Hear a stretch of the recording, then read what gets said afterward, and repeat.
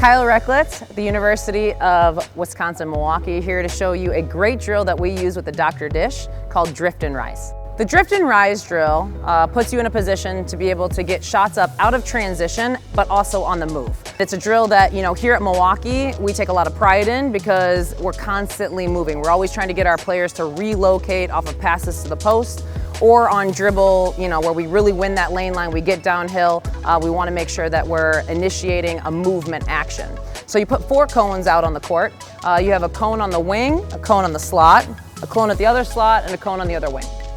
You're going to work one side at a time, and then you'll shift sides of the court.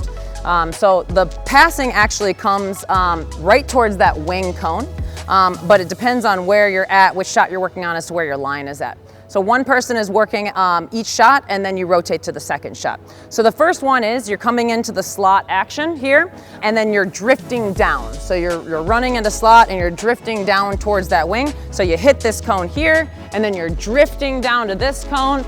Dr. Dish is firing out, you're nailing that shot. You go to the end of the line, next person is on the drift down. We usually run this with 4 to 5 people.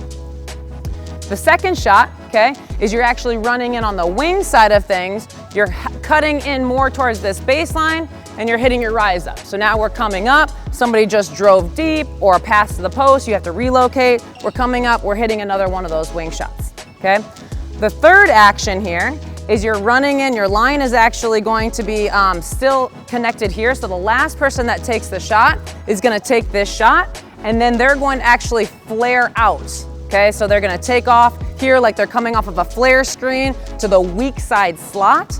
And the line is gonna be running in every single time, doing your same rise up motion. So you're coming in, you're connecting, you're coming up, you're catching it off Dr. Dish, and then you're making this flare. And then you switch sides. So it's an opportunity to get 3 shots off out of the transition, while also imagining that somebody is driving or somebody made a great post pass and you're having to relocate on the strong side of the court. The drift and rise is a great drill, especially if you're a transition team, because you need to make sure you keep that movement even as you're getting towards that paint. You don't want to have stationary people on the outside.